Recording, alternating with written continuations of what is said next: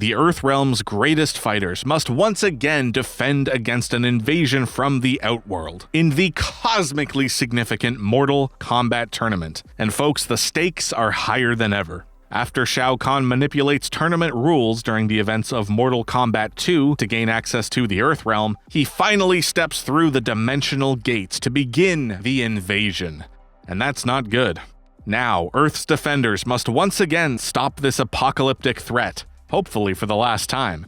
And, to borrow a sentence from the game's manual, this trilogy of events comprises Shao Kahn's final attempt at taking control the Earth, which is an amusing typo and a pretty decent attempt to shoehorn in the word trilogy in a game that otherwise isn't one. But anyway, welcome to Computer Lab Hijinks, a show about games, old software, and web ephemera. And today we are looking at Mortal Kombat Trilogy, an updated port of Ultimate Mortal Kombat 3 that tries to cram in all of the content from the first two Mortal Kombat games into the UMK3 engine, ostensibly fitting the entire roster and all the stages from the entire franchise into one complete package. And for the most part, they succeeded, at least on the PS1 and Saturn. Those versions have all the stuff in them.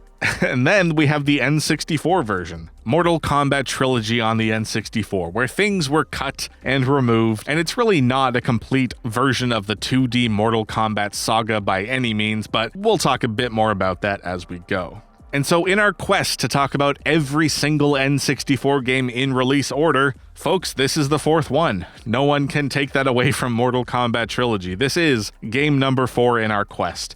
And because it is such a dense game in terms of content and the series itself being quite complicated, I figured I wouldn't do a standard video essay or certainly not a review of the game because I am, of course, no expert on Mortal Kombat. So today, we're doing an informal literature review, or lit review as the cool kids call it, of all the research I've been doing on kind of the franchise in general and MK Trilogy in particular. And so I figured I should start this video by talking about my experience with fighting games, which kind of begins and ends with the very unfortunate title War Gods for the N64. And this is a very heavily hated game. It was one of Midway's early attempts at a 3D fighting game on the N64. And it's just an infamously bad game. And the reason I played it so often was that it was one of those games that you could just pick up for real cheap at the local used game store. It was always like $5 with the box and manual, which was kind of hard to pass up in those days. And yeah, this is just a game that a lot of people hate. Anyway, that's War Gods. That's one of my earliest experiences with fighting games. And perhaps knowing that this is the first fighting game I really sunk my teeth into,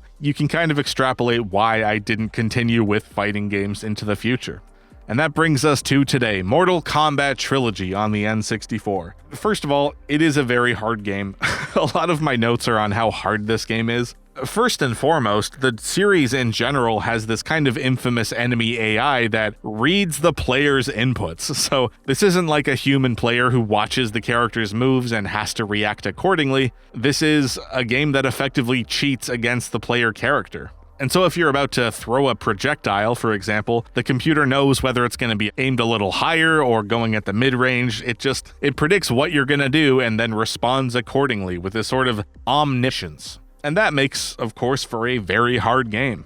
And just in my own experience, I don't normally delete gameplay footage for this show. I usually feel like it's all usable in some way, but frankly, my first 2 attempts at getting footage for Mortal Kombat Trilogy produced unusable footage. I mean, I was just so bad at this game. And again, I still am bad at this game, but I managed to finally get something that was approaching a usable playthrough of MK Trilogy.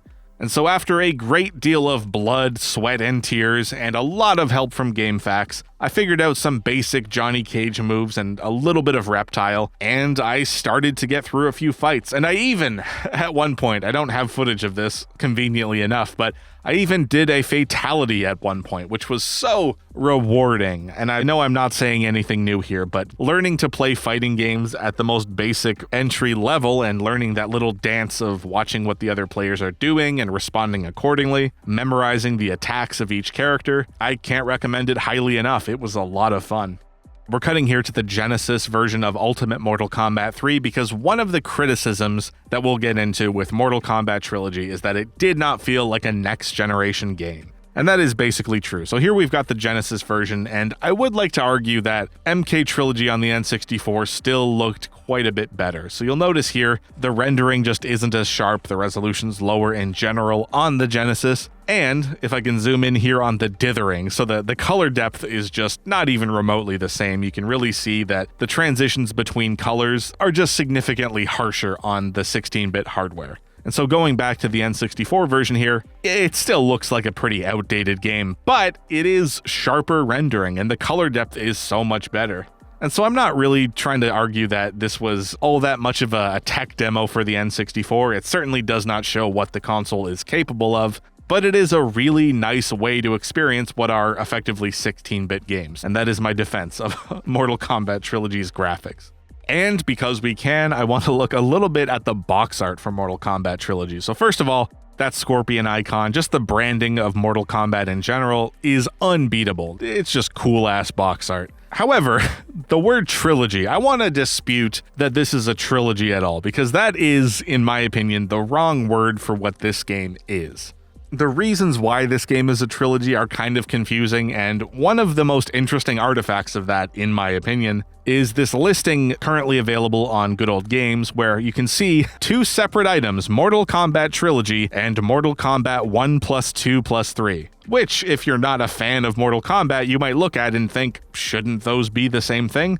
And yes, I would argue they absolutely should be. So what Mortal Kombat Trilogy is, if we can go back to the box art here, it is Ultimate Mortal Kombat 3, the arcade game, ported to the N64 and the Saturn and PS1, with added content from the first two Mortal Kombat games. So essentially, it's the best possible version of Mortal Kombat 3 with all the stuff from every 2D Mortal Kombat game shoved into one package. Except for the story, however. So it's just the story from UMK3, but with more characters and stages. So that is what they mean by Mortal Kombat Trilogy. And so I would point out here this tweet by Ed Boon, one of the creators of Mortal Kombat, who kind of expresses regret for giving the whole franchise this weird set of titles. And so what he's arguing here is that the Genesis game Ultimate Mortal Kombat 3 and the N64 game Mortal Kombat Trilogy should have had the same title. And I would agree. Those two titles kind of mean the same thing in terms of what Midway was going for, but Ed Boon argues that Trilogy was the better name and that both games should have been called Mortal Kombat Trilogy. And so just to illustrate how weird it got, so you have the arcade Mortal Kombat 3 with all of its ports for home consoles, then you have Ultimate Mortal Kombat 3, which had added some more characters and stages to the original game, and finally you have the console-only game Mortal Kombat Trilogy, which ostensibly puts everything into one big package. And it basically does that, except for the fact that the N64 port cuts a whole bunch of things to save cartridge space. So it's actually not the complete 2D Mortal Kombat on the N64, only on the Saturn and PS1, but with some other issues that we'll get into. So again, very fragmented. And just to add insult to injury, Mortal Kombat 3 has two other handheld ports called Mortal Kombat Advance and Ultimate Mortal Kombat. And folks, this is where I really get frustrated with this naming convention. They really just were calling things whatever they wanted, and it makes no sense if you're looking back at the franchise now. As one final note on the confusion of Mortal Kombat 3 before we move on, I have to point out this very interesting sentence that caught my eye in a GameFAQs walkthrough of Ultimate Mortal Kombat 3. So, thanks goes out to all Chicagoland WaveNet players. And I had to find out, was this a fancy arcade that existed? What was this Chicago-specific WaveNet thing? And what I found out was that, as we see in this very blurry VHS footage coming up, WaveNet was this intra-city networked Mortal Kombat 3 experience. So it was effectively a service run out of Chicago, where Midway was based, where cabinets between arcades in Chicago and San Francisco specifically could connect via a T1 line, and there was networked long-distance multiplayer on arcade cabinets in 1996. So this is effectively pseudo-internet multiplayer. I mean, it's not the internet, but networked multiplayer on an arcade cabinet, and this was really cool. And again, going back to all the different versions of Mortal Kombat 3, one of the things that WaveNet would allow for was patches. Midway could effectively add things to Ultimate Mortal Kombat 3 over that T1 line. So that was Ultimate Mortal Kombat 3 WaveNet Edition. There's no ROM dumps of this particular version either, so this video is kind of all we've got, and I kind of love it because it feels like old UFO footage or Bigfoot footage. Like, it's a split second, it's kind of blurry, it's very low quality, it's a VHS recording of a digitized transfer of like a DV camcorder tape. It is so weird, and I love that we have this artifact to remember WaveNet Edition. Rest in peace. And so to that end, we're going to talk a bit about the reception of Mortal Kombat Trilogy in the public sphere, because a lot of it was negative, but it is truly mixed. There were some positive reviews as well, and it's kind of interesting to see how different outlets reported on this game. And so issue 89 of Nintendo Power is clearly really promoting Mortal Kombat Trilogy. And if nothing else, I really want to make this video to talk about how much 1996 was this very awkward in-between year for video games. So of course you have the transition to 3D, you have 64 and 32-bit consoles, but you also have a lot of attention to much older games at the same time. And the weirdest artifact of this, in my opinion, is from that same issue of Nintendo Power where they're talking about new N64 games, and you have this section on the SNES port of Ms. Pac-Man. Folks, a SNES port of a game from the 80s was in the same issue as a bunch of innovative new 3D games, which I think is absolutely wild. And also, maybe this is just Nintendo Power being weird, but you have a guide for Final Fantasy III on the SNES, which is of course actually Final Fantasy VI, and that's a game that came out 2 years prior. So Nintendo Power just giving us a little bit of everything. Here's a guide for a new N64 game, here's an ad for Ms. Pac-Man from the 80s, and here's some instructions on Final Fantasy III from a couple years ago. So, if nothing else, a very liminal in-between time for games.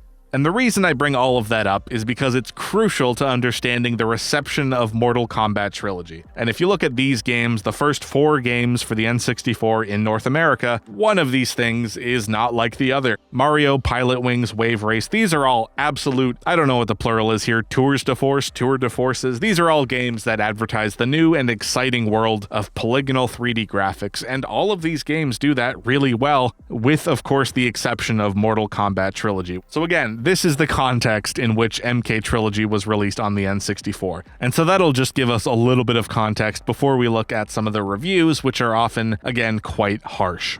And so, for the reviews on release, we have N64 Pro Magazine reviewing MK Trilogy next to Killer Instinct Gold, and the writer here hated both games. Killer Instinct actually got the brunt of this writer's wrath, so let's look at that review first. Killer Instinct Gold, quote, "No one who's played it here has liked it at all, and all of us appreciate a good beat-em-up," which I would actually like to draw your attention to the phrase beat-em-up, because the genre lines, especially with fighting games, weren't quite solidified yet. So the phrase beat-em-up now refers to this sort of side-scrolling adventure game almost. This very linear narrative-driven fighting game, but with multiple enemies and this quest that you're going on, something like Streets of Rage or Bad Dudes. Mid to late 90s, the fighting game genre hadn't fully been codified. It was still kind of a sports game, kind of this other thing. And so again, N64 Pro Magazine, the phrase beat 'em up is used here to talk about Killer Instinct Gold. So that game is reviewed quite harshly, and then jumping ahead to this review of Mortal Kombat Trilogy from the same writer, quote, "5 years is a heck of a long time in video gaming, and even with a few cosmetic alterations and spurious improvements, the 3 Mortal Kombat incarnations don't make up a worthy N64 cart. One good point, however, no one's making you buy it," which is of course quite harsh.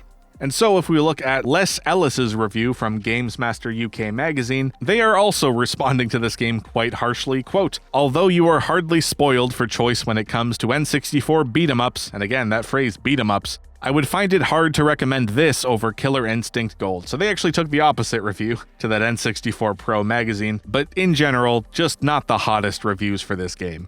And later in their review, they make this really weird comparison that I think warrants some attention. In fact, why not just save your cash for MK Mythologies, or something else like Mario Kart 64, which can get just as nasty if you play it in 4-player mode. Comparing Mortal Kombat Trilogy to Mario Kart 64, it's certainly apples and oranges, but at least in the UK where this review was written, Mortal Kombat Trilogy released a little bit later, and so it actually almost coincided with Mario Kart 64's review. So if that explains the comparison any bit, that's why they're saying that. Obviously 2 very different games. In terms of a mass market general interest review, yeah, I guess that's basically true. I think more people would enjoy Mario Kart 64. And so on the other side side of things, you have EGM doing 4 very positive reviews from 4 different writers, several of whom say that they weren't Mortal Kombat fans initially, but that this game converted them into the fandom. Which surprises me a little bit, if only that I think you have to be a pretty hardcore MK fan to enjoy MK Trilogy, but either way, 4 very positive reviews, and I'm not quite sure why they're all so positive. That seems odd, but either way, EGM, this game was received quite well.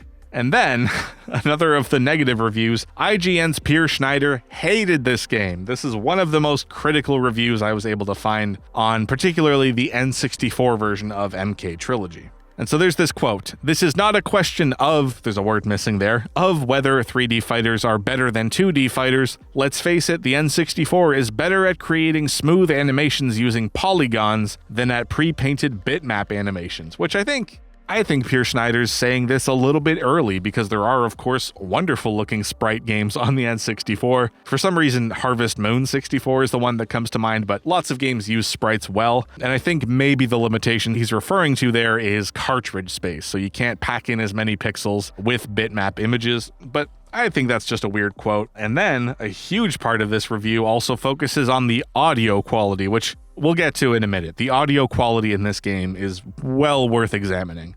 But finally, before we move on from the reception, this article from Next Generation magazine in early 1997 says something that kind of baffled me, which was that essentially this game sold really well. So quote, "By Christmas Day, N64s were advertised in newspaper classifieds for as much as $800, and software of any kind was difficult to come across. Even titles such as the ill-received Cruisin' USA and Mortal Kombat Trilogy managed impressive sales numbers." So I guess it pays to just shove something out the door in time for a console launch, or at least in time for the first holiday season of a new console launch.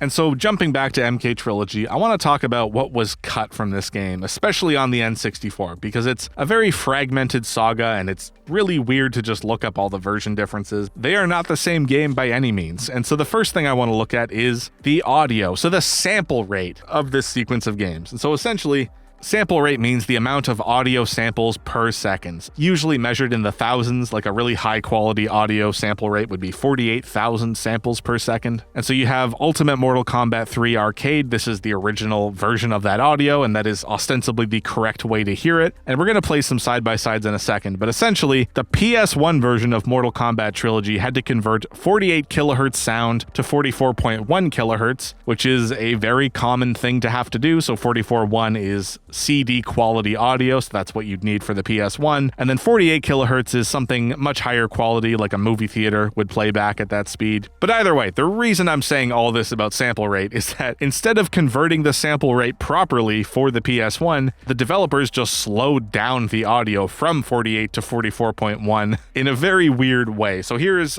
Ultimate Mortal Kombat 3's Fighter Select music.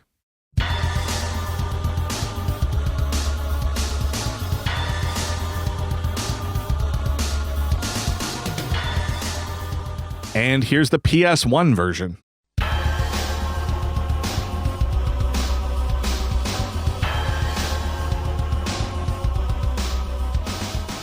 So as you can hear, it has this like vaporwave slowed down quality, and I don't think that decision was made for creative or vibe reasons. I think it was just a weird downsampling choice that makes absolutely no sense. Jumping ahead to the N64 version, this is effectively a cover or remake of the original song using sequenced MIDI samples or virtual instruments. Let's take a listen.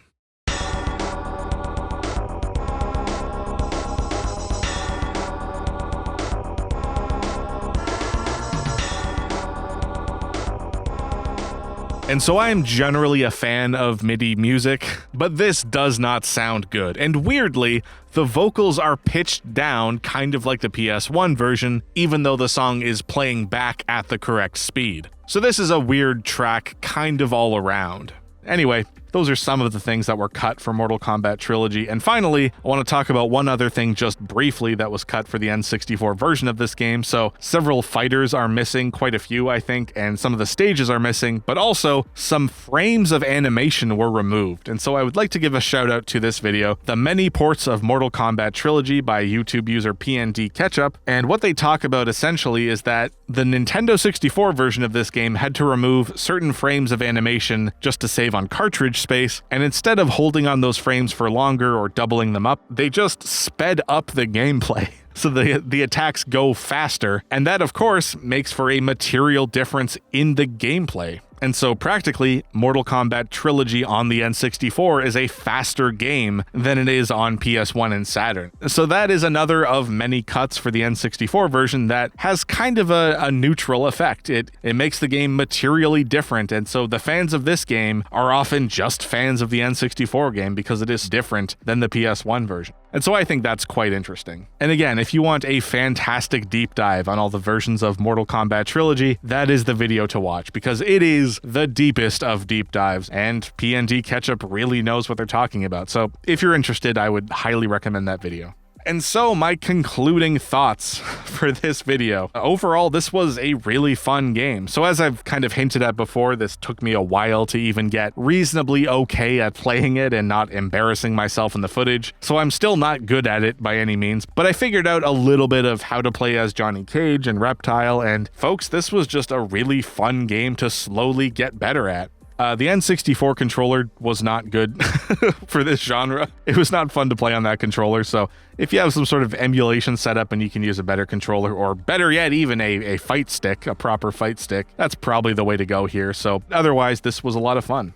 And so, thank you for watching this video from Computer Lab Hijinks. So our next N64 game is likely Wayne Gretzky's 3D Hockey. I believe that's the title. So we're going to talk a bit more about that. Here are the Patreon and YouTube membership names of the people supporting the show. So thank you for watching Computer Lab Hijinks. I am Nathan, telling you to keep your files safe, keep your passwords managed, and for goodness sake, don't click on any strange links. I will catch you in a couple weeks.